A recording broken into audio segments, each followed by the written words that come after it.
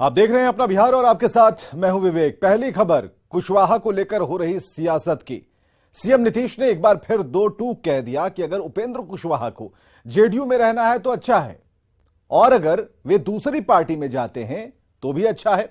यानी कुशवाहा के लिए नीतीश का जो संदेश है, संकेत है, साफ है।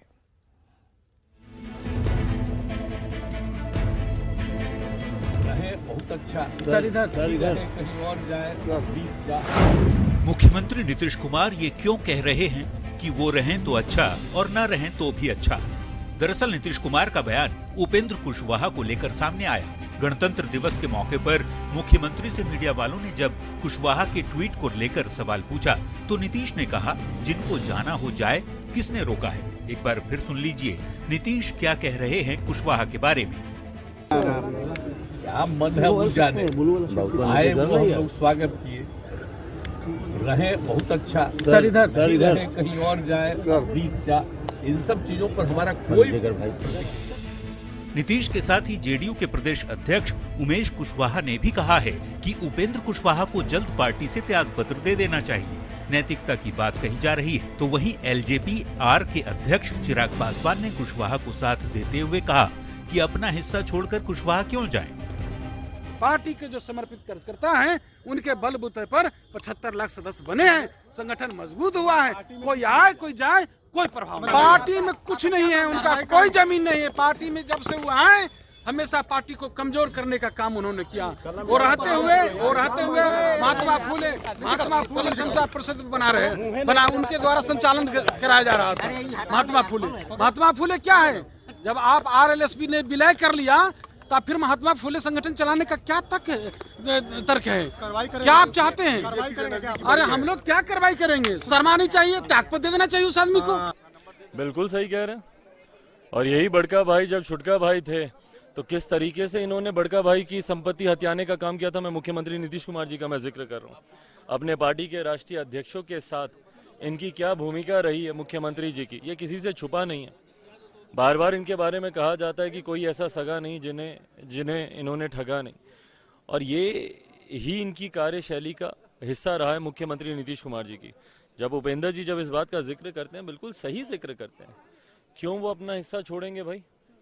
क्या पार्टी में सिर्फ एक ही व्यक्ति की मनमानी चलेगी? उपेंद्र कुशवाहा लगातार जेडीयू नेतृत्व पर हमलावर हैं। कभी बयानों के जरिए तो कभी ट्वीट कर कुशवाहा ये बताने की कोशिश करते रहते हैं कि उनके मन में कुछ न कुछ चल रहा है। अब कुशवाहा पर नीतीश के बयान के बाद से ये कयास लगाए जा रहे हैं कि कुशवाहा पर कोई भी बड़ा फैसला पार्टी कभी भी ले सकती है। न्यूज़ 18 के लिए पटना से अमित कुमार के साथ ब्यूरो रिपोर्ट।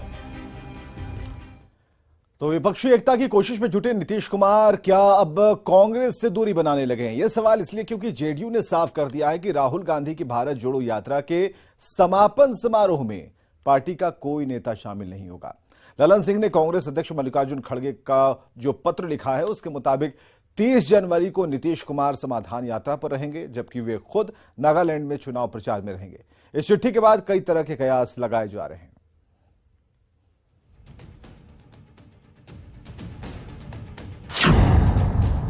जेडीयू ने ठुकराया कांग्रेस का न्योता। 30 जनवरी को श्रीनगर में भारत जोड़ो यात्रा का समापन होने जा रहा है। कांग्रेस ने कई विपक्षी दलों को समापन समारोह में शामिल होने का न्योता दिया था। कांग्रेस ने जिन प्रमुख विपक्षी नेताओं को न्योता भेजा है उनमें सपा के अखिलेश यादव, बसपा की मायावती, टीएमसी की ममता बनर्जी, डीएमके के स्टालिन, एनसीपी के शरद पवार, शिवसेना के उद्धव ठाकरे, आरजेडी के तेजस्वी यादव और जेडीयू के नीतीश कुमार प्रमुख हैं। लेकिन जेडीयू की तरफ से भारत जोड़ो यात्रा के समापन समारोह में कोई शामिल नहीं होगा। नीतीश कुमार फिलहाल अपनी समाधान यात्रा में व्यस्त हैं, जबकि जेडीयू के राष्ट्रीय अध्यक्ष ललन सिंह ने कांग्रेस के राष्ट्रीय अध्यक्ष मल्लिकार्जुन खड़गे को एक पत्र लिखकर ये साफ कर दिया है कि वो भारत जोड़ो यात्रा के समापन समारोह में नहीं आ पाएंगे। ललन सिंह ने पत्र में लिखा है, इसमें कोई दो राय नहीं है कि देश में लोकतांत्रिक मूल्यों का ह्रास हो रहा है और संवैधानिक संस्थाएं जो अनियंत्रित कार्यकारी शक्ति पर नियंत्रण और संतुलन सुनिश्चित करने वाली हैं, उन्हें व्यवस्थित रूप से नष्ट किया जा रहा है। मैं इस ऐतिहासिक इवेंट में उपस्थित होना चाहता था, लेकिन ऐसा करने में असमर्थ होने पर मुझे खेद है, क्योंकि मुझे उसी दिन नागालैंड में पार्टी का चुनाव अभियान शुरू करना है।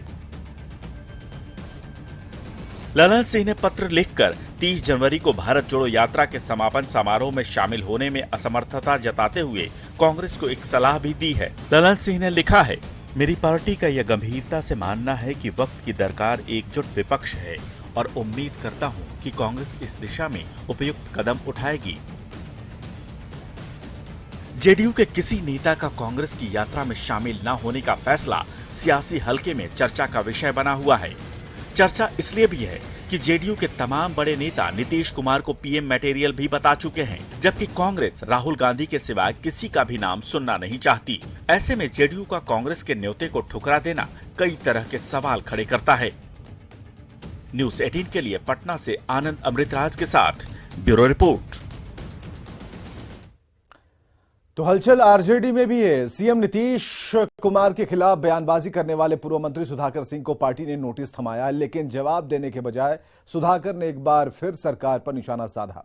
अरवल में चौपाल लगाकर सुधाकर सिंह ने कहा कि बिहार में कृषि नीति के नाम पर सिर्फ ढकोसला चल रहा है। इतना ही नहीं, सुधाकर ने एक बार फिर कृषि रोड मैप पर सवाल खड़े किए।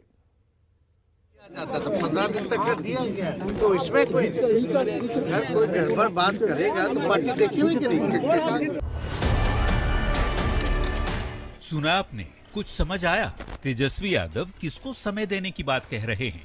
नहीं समझ में आया तो हम बताते हैं। यहाँ बात हो रही है आरजेडी के प्रदेश अध्यक्ष जगदानंद सिंह के विधायक बेटे और पूर्व कृषि मंत्री सुधाकर सिंह की। नीतीश पर बयानबाजी को लेकर आरजेडी ने 10 दिन पहले उन्हें नोटिस थमाया था। आरजेडी ने पूछा था कि क्यों न आपके ऊपर पार्टी अनुशासनात्मक कार्रवाई करे। डिप्टी सीएम तेजस्वी यादव अभी सुधाकर सिंह के जवाब का इंतजार कर ही रहे थे।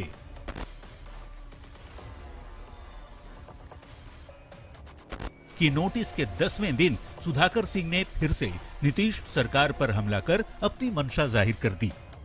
अरवल में किसानों के मुद्दे पर चौपाल लगाकर एक बार फिर सुधाकर ने राज्य सरकार पर निशाना साधा। सुधाकर सिंह ने कहा, यहाँ पूरे तंत्र में 100% भ्रष्टाचार है। सुधाकर सिंह ने कृषि रोड मैप पर भी सवाल खड़े किए और कह दिया कि बिहार में कृषि नीति के नाम पर सिर्फ ढकोसलाबाजी चल रही है। क्या मानते हैं कि भ्रष्टाचार 100% भ्रष्टाचार है। मैंने भ्रष्टाचार का कोई स्केल अगर निकालिएगा तो स्केल वो 99% होगा, 100 में 99। ऐसा कहीं नहीं होता। सभी इनके तंत्र में भ्रष्टाचार है। वो आपके इनके फार्म सब्सिडी का हो, फार्म इक्विपमेंट से सब्सिडी का सवाल हो। बिहार एक यूनिक स्टेट है जहां किसानों को सब्सिडी उसके खाते में नहीं जाती, वो सप्लायरों के खाते में सब्सिडी जाती है। इससे बड़ा आश्चर्य क्या होगा? तो बिहार में तो सरकार के पास कोई कृषि नीति है ही नहीं। कृषि नीति के नाम पर एक ढकोसला है। सुधाकर के तेवर बताने के लिए काफी हैं कि उनको पार्टी की नोटिस से कोई फर्क पड़ने वाला नहीं और वे आगे भी नीतीश सरकार पर निशाना साधते रहेंगे। न्यूज़ 18 के लिए पटना से अमित कुमार और अरवल से अनिरुद्ध कुमार की रिपोर्ट। इधर राजस्व एवं भूमि सुधार मंत्री आलोक मेहता ने एक बार फिर कहा कि जिन्हें मंदिर का घंटा बजाना चाहिए था वो सत्ता संभाल रहे हैं और युवा पीढ़ी को राम मंदिर के बहाने घंटा बजाने को कहा जा रहा है। जिनको मंदिर में घंटी बजाना चाहिए था, उत्तर प्रदेश के मुख्यमंत्री जो एक मठ के महंत हैं, वो आपकी गद्दी पर जाकर बैठ चुके हैं और आपको कहते हैं कि जाकर मंदिर में घंटी बजाइए। हम जगदेव की संतान हैं, घंटी बजाने के लिए पैदा नहीं लिए। बीजेपी प्रदेश अध्यक्ष संजय जायसवाल ने केंद्र पर सीएम नीतीश कुमार के आरोपों पर पलटवार किया। बिहार को केंद्रीय मदद नहीं मिलने के सीएम के आरोप पर संजय जायसवाल ने कहा कि सीएम मदद नहीं देने का आरोप लगा रहे हैं, लेकिन सच्चाई है कि बिहार में चल रही योजनाओं का 75% हिस्सा केंद्र सरकार की ओर से दिया जा रहा है और बिहार का योगदान सिर्फ 24% है। उन्होंने वित्त मंत्री के पद से विजय चौधरी को हटाने की मांग की। एक तरफ केंद्र सरकार किसानों के लिए लगातार उनके आगे बढ़ाने का काम कर रही है, चाहे किसान सम्मान निधि हो, चाहे उनको इरिगेशन में मदद करना हो, चाहे बीज में मदद करना हो, सभी तरह से मदद करने का काम कर रही है। वहीं बिहार में बिहार सरकार लगातार बिहार की जनता को बरगलाने का काम कर रही है। केंद्र सरकार 1900 रुपए प्रति यूरिया के एक बोरे में 1900 रुपए की अभी सब्सिडी दे रही है। कोई यूरिया की कमी नहीं है। बिहार के मुख्यमंत्री नीतीश कुमार के द्वारा केंद्र द्वारा मदद नहीं दिए जाने के बयान के बाद बिहार की सियासत गर्म है और एक तरफ जहां बीजेपी प्रदेश अध्यक्ष संजय जायसवाल ने सीएम के बयान पर सवाल खड़े करते हुए 105 योजनाओं की सूची गिना दी और बिहार के वित्त मंत्री पर सवाल खड़े कर दिए, तो जवाब में वित्त मंत्री विजय चौधरी ने संजय जायसवाल को योजनाओं और वित्त की समझ नहीं होने का आरोप लगाया।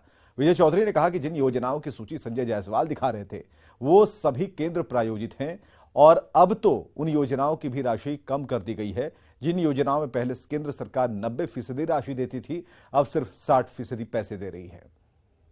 ये प्रबंधन की बात ये सब लोग समझते हैं कि ये संजय जायसवाल जी के समझ से बाहर की चीज है, वो समझते ही नहीं है। अब 105 योजनाओं की सूची दिखा रहे थे, उनको ये पता ही नहीं होगा कि ये सब केंद्र प्रायोजित योजनाएं हैं। 105 योजनाओं का लिस्ट हिला के अब वो समझ ही नहीं रहे थे जो केंद्र सरकार को कहां कटघरे में खड़ा कर रहे हैं। खैर चलिए, वो तो उनको दे दिया गया होगा, बेचारे दिखा रहे थे। बीजेपी प्रदेश अध्यक्ष संजय जायसवाल की ओर से नीतीश कुमार पर दिए गए बयान का जवाब जेडीयू के राष्ट्रीय अध्यक्ष ललन सिंह ने दिया। ललन सिंह ने कहा कि संजय जायसवाल जगह पाने के लिए व्याकुल हैं और हमारी शुभकामनाएं हैं कि उन्हें वो मिल जाए। संजय जायसवाल जी कुछ जगह पाने के लिए व्याकुल है, तो हम लोग की शुभकामना है, पा लें, काहे का परेशान है। राघोपुर में पिछले दिनों डिप्टी सीएम तेजस्वी यादव के विरोध पर एक बार फिर चुनावी रणनीतिकार प्रशांत किशोर ने निशाना साधा है। गोपालगंज के भोरे प्रखंड में आम सभा के दौरान प्रशांत किशोर ने कहा कि राघोपुर तेजस्वी यादव का अपना इलाका है, लेकिन 30 साल से वहां सड़क का निर्माण नहीं किया है, जिसकी वजह से लोगों में गुस्सा है। हमको मारना और डर की बात तो छोड़ दीजिए, वो कुत्ता भी नहीं काट रहा है। नीतीश कुमार इतना सुरक्षा लेके चलता, रोज कोई कुर्सी फेंक देता, कोई गाली दे देता। कल मान्यवर तेजस्वी जी जात रहन तो उनका गाड़ी के सामने ही कुल आदमी लौट गए राघोपुर में। 30 बरस से एक गांव में सड़क ही नहीं बना है। ये उप मुख्यमंत्री हैं, पथ निर्माण मंत्री हैं, उनके अपने क्षेत्र का ये दशा है। पटना के फुलवारी शरीफ में शराब और आपसी वर्चस्व को लेकर दो मोहल्ले वालों के बीच जमकर मारपीट हुई। इसमें मंसूर गली में घुसकर कसाई टोला के आशिफ, इमरान और बंती समेत कुछ उपद्रवी युवकों ने जमकर उत्पात मचाया। लाठी डंडे और पथराव से लोगों के बीच घंटों अफरा तफरी मची रही। पुलिस ने इस मामले में कसाई टोले के एक पक्ष के शम्मी नाम के एक व्यक्ति को हिरासत में लिया है। लड़का इससे दारू मांग रहा था, ये दारू कैसे दारू दे तो हत्ताबाई हुआ, ये दोनों में झगड़ा हुआ। तो झगड़ा हुआ तो इन लोग को झगड़ा का बदला लेने के लिए घर पे आजाद नाम का लड़का पे घर पे चढ़ के शीशा उषा घर में आग लगा दिया गया। पूरा आवाम जानता है, इसका वीडियो वायरल होने। एक झुंड का बंटी और भाई आग भी लगा दिया था ना जी। नहीं आज नहीं, आग घरवा में घुस के लगा दिया। नहीं कुछ नहीं, कुछ नहीं। आजकल नेता को बुलाइए, सबको बुलाइए, प्रेस रिपोर्टर रेणु भाई को बुलाइए, हर चीज है ना। मोहल्ले का है वो मलाज का नेता, समझा। पूर्णिया में एक घर में पाकिस्तानी झंडे से मिलता जुलता झंडा फहराता मिला। मामला मधुबनी ओपी के सिपाही टोला का है। पाकिस्तानी झंडा फहराने की खबर मिलते ही पुलिस मौके पर पहुंची और झंडे को छत से उतारा गया। थानाध्यक्ष ने बताया कि मामले की जांच चल रही है और जिस घर पर झंडा फहराया गया वो मोहम्मद अशफाक की पत्नी का है। अशफाक की पत्नी ने बताया कि उसके भतीजे मुबारक हुसैन ने यह झंडा लगाया था और उन्हें यह पता नहीं था कि यह पाकिस्तान का झंडा है।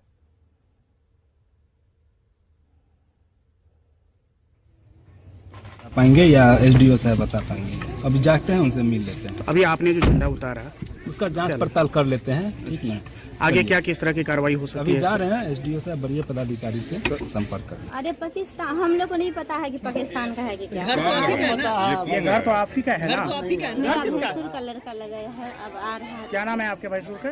मोहम्मद मुबारक उद्दीन साहब। क्या करते हैं? टीचर। कब से लगा हुआ था ये झंडा? नहीं, आज ही अभी क्या कहते हैं क्या लगाया है। हम देखे नहीं, अभी देखे हैं तब देखते हैं कि। सीतामढ़ी के रीगा थाना क्षेत्र में गणतंत्र दिवस के दिन एक बड़ा हादसा हो गया। झंडोत्तोलन के समय 11,000 वोल्ट के तार की चपेट में आने से एक युवक की दर्दनाक मौत हो गई। वहीं युवक को बचाने की कोशिश में कई लोग घायल हो गए। जानकारी के मुताबिक झंडोत्तोलन के लिए लगाया गया लोहे का खंभा ऊपर लगे तार से चिपक गया, जिसमें 11,000 वोल्ट का करंट दौड़ रहा था, जिससे एक युवक की मौत हो गई। वहीं 5 लोग बुरी तरह झुलस गए। पास है तो वहाँ 11,000 का वोल्ट तार गुजरा हुआ है तो झंडा फहराने के क्रम में ये अपना कर रहा था, समझे, आगे की प्रक्रिया उसी की चपेट में ही आ गया। तो और बच्चे हैं जो एक नाजुक स्थिति में है और एक का कंडीशन ठीक है। कहाँ के रहने वाले? रामनगरा, रीगा प्रखंड स्थित रामनगरा। मुंगेर में एएलटीएफ की टीम और गंगटा थाना पुलिस ने संयुक्त अभियान चलाकर भारी मात्रा में शराब बरामद की है। पुलिस को सूचना मिली थी कि कुछ लोग मोतीतरी गांव में अवैध शराब का धंधा चला रहे हैं और इसके बाद पुलिस ने छापेमारी की, 200 किलो महुआ जावा नष्ट किया। हालांकि पुलिस टीम को आता देख कारोबारी मौके से फरार हो गए।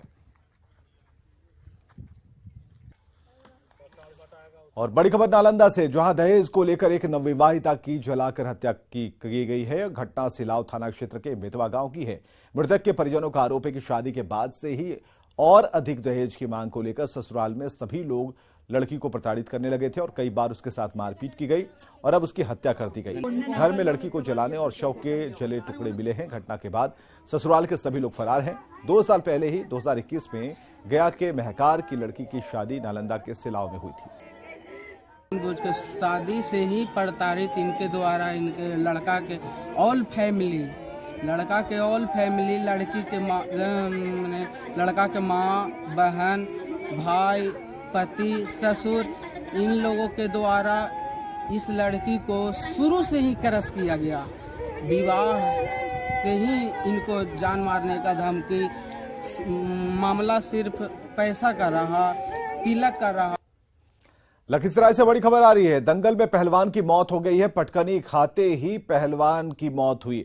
बसंत पंचमी पर दंगल का आयोजन किया गया था और मोकामा के शिवनार का पहलवान था जिसकी मौत हुई है। और एक बड़ी खबर लखीसराय से, जहां दंगल में पहलवान की मौत हुई और पटखनी खाते ही पहलवान की मौत हो गई।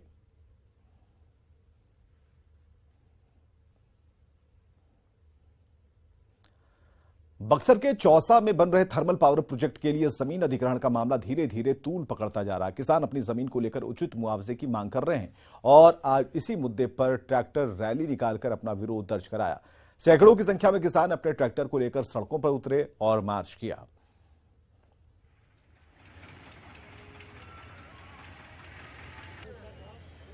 आज 102वां दिन है और आज गणतंत्र दिवस भी है और गणतंत्र दिवस पे हम लोग ट्रैक्टर मार्च कर परेड निकाले हुए हैं। शांतिपूर्वक ट्रैक्टर परेड होगा और किसान अपनी जो है, किसान जय जवान जय किसान जो एकता है, उस एकता को हम लोग संजो करके और सभी किसान एकत्रित हुए हैं। जितने भी किसान हैं पूरे जिले, जवार, अगल बगल, कैमूर, रोहतास, भभुआ, जो भी आए हुए हैं, सभी किसान यहाँ मौजूद हैं। समस्तीपुर में अखिल भारतीय संयुक्त किसान मोर्चा के बैनर तले बड़ी संख्या में किसानों ने ट्रैक्टर मार्च निकालकर प्रदर्शन किया। समस्तीपुर हाउसिंग बोर्ड मैदान से किसानों का ट्रैक्टर मार्च समाहरणालय पहुंचा। ट्रैक्टर मार्च में विभूतिपुर के सीपीएम विधायक अजय कुमार शामिल थे। इस दौरान किसानों ने केंद्र सरकार के खिलाफ नारेबाजी की और किसान आंदोलन के दौरान किए गए वादे को पूरा करने की मांग की।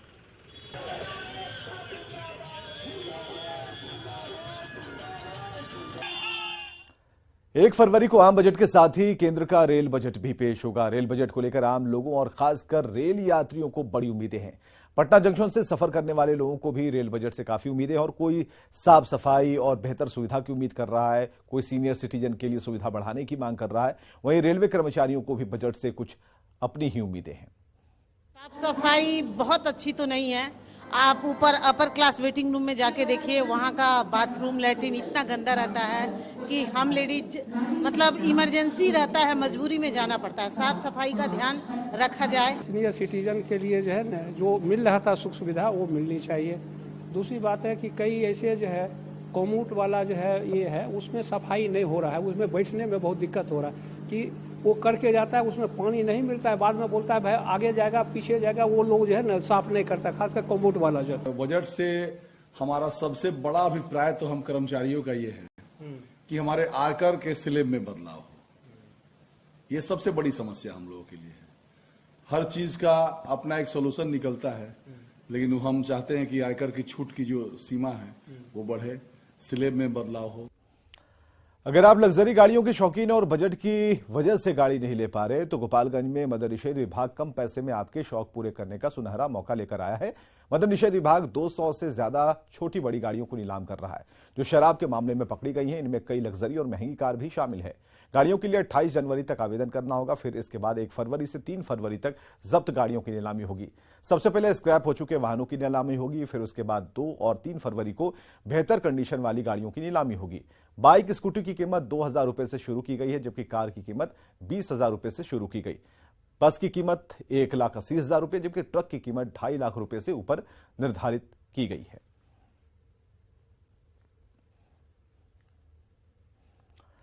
पटना आर्ट कॉलेज में स्थापना दिवस के मौके पर लगाई गई कलाकृतियों की प्रदर्शनी हर किसी को आकर्षित कर रही है। बैचलर ऑफ फाइन आर्ट्स के स्टूडेंट्स ने terracotta, fibre, plaster of Paris, धागा और लकड़ी से एक से बढ़कर एक कलाकृतियां तैयार की हैं। इन कलाकृतियों को देखने के लिए पटना के अलावा बाहर से लोग पहुंच रहे हैं और जमकर तारीफ हो रही है। जायजा लिया रजनीश कुमार ने। कॉलेज में स्थापना दिवस के अवसर पर कलाकृतियों की प्रदर्शनी लगाई गई है और छात्र छात्राओं का हुनर देखने को मिल रहा है। चाहे वो ग्राउंड में देखें या फिर क्लासरूम में, सभी जगहों पर एक से बढ़कर एक कलाकृतियां आपको देखने को मिल जाएंगी, जिसे छात्र छात्राओं ने तैयार किया है।